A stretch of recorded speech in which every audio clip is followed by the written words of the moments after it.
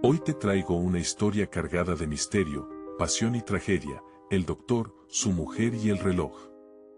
Prepárate para sumergirte en una novela donde un respetado médico ciego confiesa un crimen, desatando una cadena de acontecimientos que pondrán a prueba el amor, la lealtad y la cordura. Acompáñanos a descubrir los secretos y el dramático desenlace de este impactante relato que ha cautivado a generaciones de lectores. Capítulo 1. El 17 de julio de 1851 ocurrió una tragedia de gran interés en una de las residencias de Colonnade, en Lafayette Place. El señor Ashbrook, un ciudadano muy conocido y respetado, fue atacado en su habitación por un agresor desconocido y asesinado a tiros antes de que pudiera recibir ayuda. El asesino logró escapar, y el desafío planteado a la policía fue cómo identificar a esta persona que, por feliz coincidencia o por una notable previsión, no había dejado rastro ni pista alguna que permitiera seguirlo. El caso fue confiado a un joven detective llamado Ebenezer Grass, quien lo relata de la siguiente manera: cuando llegué a Lafayette Place, poco después de la medianoche, encontré toda la manzana iluminada de punta a punta. Grupos de hombres y mujeres, alarmados, se asomaban desde las puertas abiertas, proyectando sus sombras sobre los altos pilares de las casas de este pintoresco bloque de viviendas.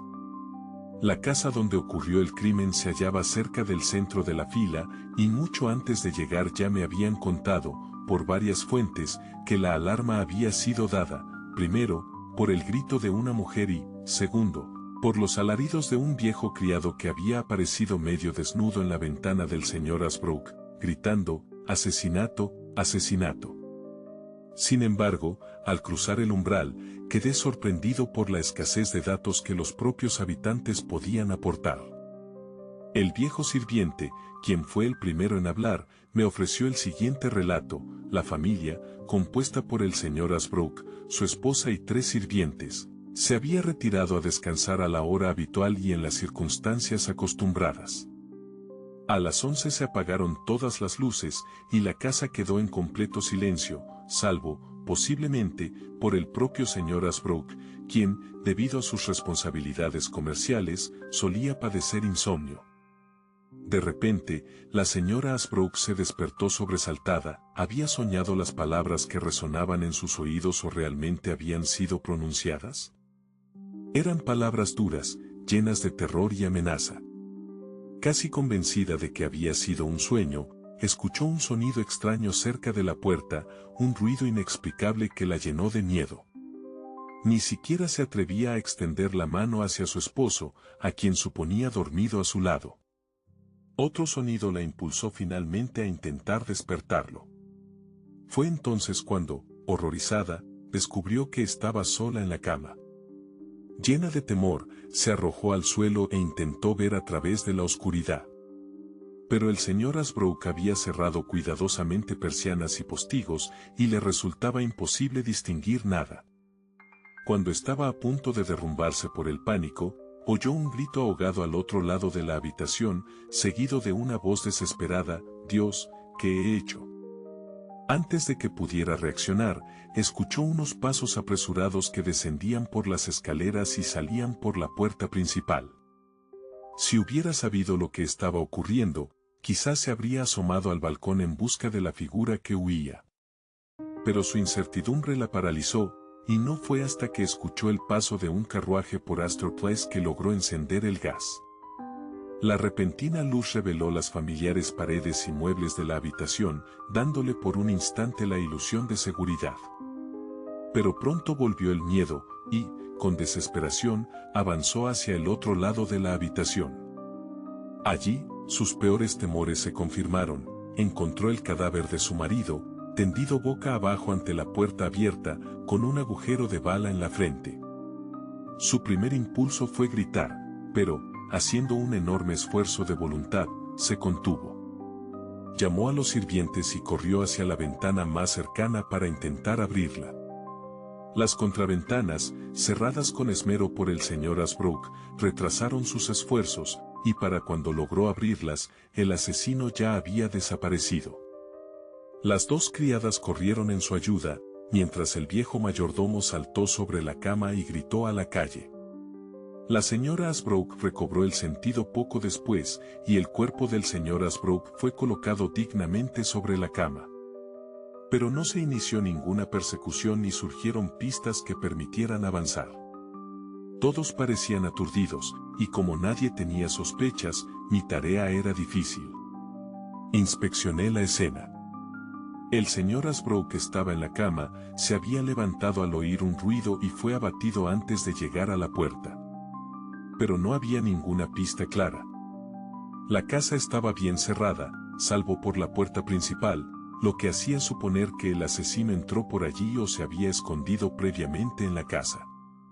Necesito hablar con la señora Asbrook, anuncié al viejo sirviente, que me seguía como una sombra. Pronto me condujo a la viuda, que estaba sola en una gran habitación trasera. Su rostro, hermoso y sincero, no mostraba astucia alguna. Señora, dije, solo le haré 2 o 3 preguntas. Me han dicho que oyó algunas palabras del asesino, ¿las recuerda? Estaba profundamente dormida, respondió, y soñé, o eso creí, que alguien gritaba con voz feroz, «Ah, no me esperabas a mí». Pero no puedo asegurar que esas palabras fueran para mi marido. Él no era hombre de enemistades. Ese disparo no fue obra de un amigo, comenté. Si esas palabras revelan algo, entonces su marido tenía un enemigo, aunque usted no lo supiera. Imposible, afirmó con firmeza. El hombre era un ladrón común, asustado por lo que hizo. Estoy segura de haberlo oído gritar, «Dios, ¿qué he hecho?». Después de esa breve conversación, salí al balcón. Allí escuché a los vecinos hablar y observé a una elegante mujer junto a un hombre ciego. Recordé que era el doctor Zabriskie, famoso tanto por su habilidad como por su atractivo y por la devoción de su joven esposa. Cuando ella lo guió suavemente al interior, no pude evitar sentirme intrigado por la extraordinaria pareja. Pasaron meses, y el crimen quedó sin resolver. Pero una noche, mientras reflexionaba, surgió en mi mente un detalle: ¿quién dio el grito inicial? La señora Asbrook había dicho que no fue ella, y las criadas aseguraron no haberlo oído. Entonces, ¿quién gritó? Volví a Lafayette Place. Tras indagar, descubrí que todos recordaban haber escuchado un grito de mujer justo antes del alboroto del viejo criado. Eso me llevó a sospechar de la casa contigua. Sin demora, acudí a visitar al doctor Zabriskie. La señora Zabriskie me recibió, y aunque intentó mostrarse serena, vi que temblaba. Creo que me vio hace unos 18 meses, le dije. Soy el detective que participó en la investigación sobre la muerte del señor Asbrook. Al plantearle la pregunta sobre el grito, su reacción fue inmediata, avanzó rápidamente y colocó su mano sobre mis labios. Enseguida entendí, su marido estaba entrando. Escuchamos sus pasos. Cuando llegó al umbral, dijo con voz vibrante, «Ellen, ¿estás aquí?». Ella respondió con un tono alegre, dejando caer la mano de mis labios. Él captó el leve susurro y, de inmediato, su expresión cambió. «¿Tienes a alguien contigo?», dijo. «¿Qué querido amigo?». Ella, temblando, replicó, «No es un amigo, Constant, ni siquiera un conocido. Es un agente de la policía». La noticia tuvo en él un efecto insospechado. «¿Un oficial de policía?», repitió. «No puede tener un encargo trivial aquí. Ha sido enviado por Dios mismo, déjame hablar por ti», lo interrumpió ella, apretándole el brazo. «Mi marido tiene una alucinación. Cree que fue él quien mató al señor Asbrook». El doctor habló entonces con voz grave, «Yo lo maté. Fui a su habitación y le disparé. No tenía motivo, y mi remordimiento es inmenso». Ante esto, su esposa se derrumbó. Intenté razonar con él. «¿De dónde sacaste la pistola?». «La tiré al salir. Alguien la recogió. La compré esa misma noche a un amigo que ya no está en el país. Pero nunca se encontró tal arma». Su esposa, desesperada, confesó, hace meses temo que haga una confesión precipitada. Si me hubiera atrevido, habría pedido ayuda médica. Pero él estaba lúcido en todo lo demás. Le pregunté si ella había dado el grito aquella noche. Dudó, palideció y finalmente admitió, sí, grité. No porque supiera del crimen, sino porque, inesperadamente, vi a mi esposo, a quien creía camino a Poughkeepsie. Me dijo que había caído del tren, y mientras intentaba calmarlo, escuchamos el grito del otro lado. Al indagar sobre Harry, el conductor, me confesó, Harry nos dejó. Estaba con él esa noche, pero por alguna razón se separaron. Y no sé dónde está ahora. Finalmente, ante mi sugerencia de buscar a Harry, ella exclamó, silencio. No creeré que él le disparó al señor Ashbrook, incluso si estaba fuera de sí, mi marido es ciego. Se necesitaría alguien con vista aguda para matar en la oscuridad de un solo disparo. Entonces, desde la puerta, la voz del doctor retumbó, más bien, solo un ciego podría hacerlo. Los que dependen de la vista necesitan luz. Pero los ciegos, ellos confían en el sonido. Oh. Gritó la esposa, horrorizada, ¿es que nadie lo detendrá cuando habla así? Capítulo 2. Cuando informé a mis superiores los detalles de la entrevista con el doctor Zabriskie, dos coincidieron con la esposa en pensar que él sufría un estado mental alterado que hacía cuestionables sus confesiones. El tercero, en cambio, parecía inclinado a discutirlo, y al mirarme inquisitivamente, comprendí que quería saber mi opinión. Le respondí como si hubiera hablado, loco o no, creía que el doctor Zabriskie había sido el autor del disparo que mató al señor Ashbrook. Aunque esa opinión la compartía el inspector, no era así con los demás, uno de los cuales conocía al doctor desde hacía años. Finalmente decidieron posponer su juicio hasta interrogarlo personalmente, y me encargaron traerlo a la sede policial al día siguiente. El doctor llegó sin resistencia, acompañado de su esposa. Durante el corto trayecto, los observé con atención. Él tenía el rostro sereno, pero desesperado, y sus ojos, oscuros e insondables, carecían del brillo agitado que uno esperaría en alguien fuera de juicio. Ella mostraba una profunda ternura, mezclada con un temor apenas disimulado, como si un velo invisible se hubiese tendido entre ambos, convirtiendo su cercanía en un dolor silencioso. La llegada al despacho interrumpió sus pensamientos. Él se volvió hacia ella, y ella, tomándolo del brazo, lo guió con firmeza. Como guía, no vacilaba, como esposa, temblaba. La entrada del doctor causó impacto en los presentes. Su primera declaración fue tajante, le disparé al señor Ashbrook. ¿Por qué?, preguntó su amigo. No tenía ningún motivo, respondió calmadamente. 100 preguntas no suscitarán otra respuesta. Pregunten el cómo. Un profundo suspiro de su esposa llenó la sala. El inspector, siguiendo mi sugerencia, preguntó, ¿cómo entró en la casa a una hora tan tarde? El doctor inclinó la cabeza. La puerta estaba entreabierta. Entré. Cuando salí, la cerré. La incredulidad fue inmediata. Su esposa mostró alivio, solo yo mantuve la cautela. Algo no encajaba. ¿Cómo logró un ciego disparar con tanta precisión?, preguntó alguien. Confío en el oído, no en la vista, replicó el doctor. Si quieren, denme una pistola y lo demuestro. El comisario intentó concluir, esto es para los médicos, no para la policía. Retírenlo. Pero el doctor, con una percepción casi sobrenatural, suplicó, no me condenen a eso. Prefiero la cárcel, incluso la muerte, antes que vivir rodeado de espías buscando señales de locura. La intensidad de su súplica nos conmovió. Solo su esposa permanecía petrificada, su rostro más blanco que nunca. Finalmente, el comisario le pidió pruebas. No tengo pruebas, dijo él. Compré la pistola a un amigo, la arrojé lejos por miedo. Pero alguien debió hallarla. Ofrezcan recompensa. Yo pondré el dinero. Su esposa exclamó apasionadamente, no lo creo, eres mi Constant, puro de corazón. Él la apartó suavemente.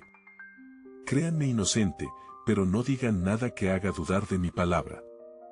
No fue arrestado, aunque él lo deseaba. Salió del brazo de su esposa, consciente de la vigilancia que le esperaba. El fiscal rechazó el caso por falta de pruebas. Si es culpable, ¿por qué no da sus motivos? Está loco. Necesita un asilo, no una cárcel. Yo no estuve de acuerdo. Mi sospecha crecía. El doctor había cometido el crimen, pero había algo más.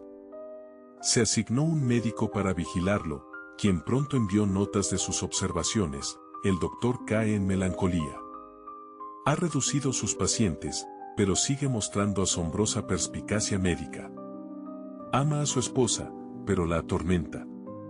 La interroga, toma su pulso mientras finge ternura, y ella, admirablemente digna, soporta todo con resignación. Una mujer excepcional, digna de respeto, aunque su esposo no confíe en ella. Aparte, localicé a Harry, el ayudante del doctor. Su relato fue revelador, acompañó al doctor a la estación, donde debía tomar un tren a Poughkeepsie.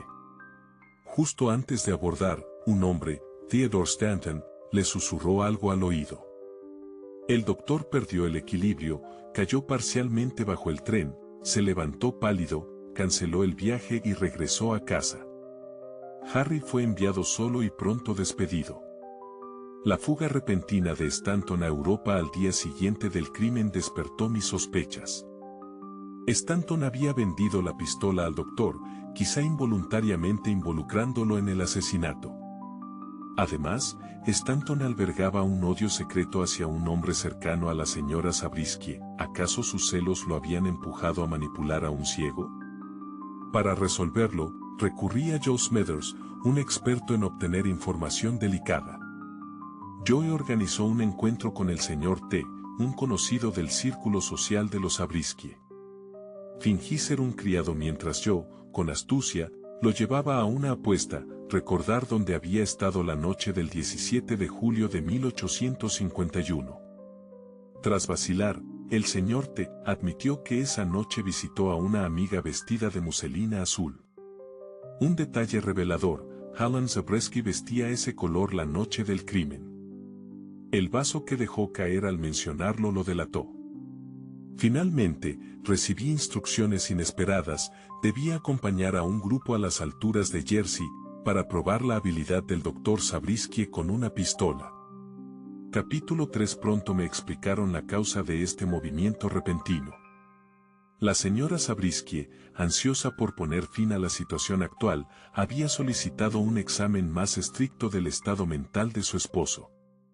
Tras acceder a su petición, se llevó a cabo una investigación rigurosa e imparcial, cuyo resultado no fue muy distinto al anterior. 3 de los 4 investigadores lo consideraron mentalmente desequilibrado, aunque se opusieron al diagnóstico del joven experto que convivía con él en su hogar. El doctor Zabriskie, como si leyera los pensamientos de sus jueces, mostró extrema agitación y, suplicante, pidió una oportunidad para demostrar su lucidez mostrando su habilidad en el tiro. Sorprendentemente, esta vez accedieron a su petición. Cuando la señora Zabriskie lo supo, añadió sus propias súplicas para que la prueba se realizara. Así, se preparó un plan para llevar a cabo el experimento al día siguiente, en un bosque, lejos de espectadores innecesarios. Aquel día, desde la proa del bote que nos llevaba a Jersey, contemplé una escena que jamás olvidaré. Aunque no era tarde, el sol ya descendía, llenando el cielo de un resplandor rojo que caía sobre los rostros de la media docena de personas presentes. El doctor estaba sentado con su esposa en la popa. Sus párpados inmóviles, bajo la luz, hacían aún más patente su ceguera, mientras que ella mostraba una desesperada miseria en su semblante. En el asiento delantero iban el inspector y un médico, y de algún lugar, tal vez del bolsillo del inspector, se escuchaba el monótono tic-tac de un pequeño reloj que serviría como blanco para la prueba. Cuando el sol arrojó su último rayo sobre las aguas, encallamos y me tocó ayudar a la señora Zabriskie a desembarcar. Aproveché para decirle suavemente, soy su amigo, señora Zabriskie, y me asombré al verla estremecerse y mirarme con la expresión de un niño asustado. Sin embargo, en su rostro había siempre esa mezcla de ternura y severidad, tan propia de ciertas mujeres profundamente devotas, que dejé pasar el momento sin darle mayor importancia. Mientras nos adentrábamos en el bosque, el médico experto me susurró al oído, el doctor y su esposa hablaron largo anoche, pero no parece haber cerrado la brecha entre ellos. ¿Cree usted que esta prueba demostrará algo? Creo que pulverizará el reloj con su primer disparo, respondí con seriedad. Pronto llegamos al claro elegido. El doctor, para quien la luz y la oscuridad eran lo mismo, estaba de cara al oeste. A su lado, el inspector y los dos médicos. Del brazo de uno de ellos colgaba el abrigo del doctor, que se había quitado al llegar. La señora Zabriskie se colocó al otro lado del claro, junto a un alto tocón, sobre el cual debía colocarse el reloj. Ella tuvo el privilegio de hacerlo. Mientras lo llevaba en la mano, se detuvo un momento, me miró fijamente y, al pasar junto a mí, murmuró, obsérvelo bien. Prométame que no permitirá que se haga daño a sí mismo ni a otros. El inspector explicó en voz alta, doctor Zabriskie, hemos preparado esta prueba con todo el cuidado. Deberá disparar a un pequeño reloj, guiándose solo por el sonido de la campanada. ¿Está satisfecho? Perfectamente. ¿Dónde está mi esposa? Al otro lado del campo, a unos 10 pasos del muñón. Él asintió. ¿Puedo esperar que el reloj suene pronto? En menos de 5 minutos. Déjenme el arma. Quiero conocer su tamaño y peso. En cuanto tomó la pistola, quedó claro que sabía manejarla, y mis dudas sobre su destreza desaparecieron. Gracias a Dios estoy ciego en esta hora y no puedo verla, murmuró, y luego, alzando la voz, dijo, que nadie se mueva. Necesito todo mi oído para captar la primera campanada. El silencio fue total. Yo mantenía los ojos fijos en él, hasta que un impulso irresistible me hizo volver la mirada hacia ella. La señora Zabriskie se balanceaba levemente, bajo una tensión insoportable. De pronto, percibí un movimiento, el destello de algo blanco que brilló un instante en su capa oscura. Estuve a punto de gritar para advertirle al doctor, cuando un sonido estridente cortó el aire helado, seguido del estallido de la pistola. El ruido de cristales rotos y un grito sofocado nos anunciaron que el disparo había dado en el blanco. Pero antes de que pudiéramos movernos, otro reloj comenzó a sonar, el verdadero, aún intacto sobre el tocón de donde había venido el reloj destruido. Una mirada rápida bastó, en el suelo, a 10 pasos, yacía Alan Zabriskie, con un reloj roto a su lado y una bala alojada en el pecho. Nunca olvidaré el grito que brotó de sus labios cuando se dio cuenta de la verdad. Separándose de nosotros, el doctor corrió hacia ella y cayó a sus pies, como guiado por un instinto sobrenatural. Y así llegamos al final de esta fascinante historia que nos ha mantenido en vilo hasta el último momento. Si has disfrutado de este clásico del misterio, no olvides suscribirte a nuestro canal Clásicos del Misterio para seguir descubriendo más relatos inolvidables, llenos de intriga, crimen y sorpresas. Déjanos tu comentario contándonos qué te ha parecido la historia y qué otros títulos te gustaría que trajéramos al canal. Dale like al video, compártelo con otros amantes del género y activa la campanita para no perderte ninguna de nuestras próximas publicaciones. Gracias por acompañarnos y hasta el próximo misterio.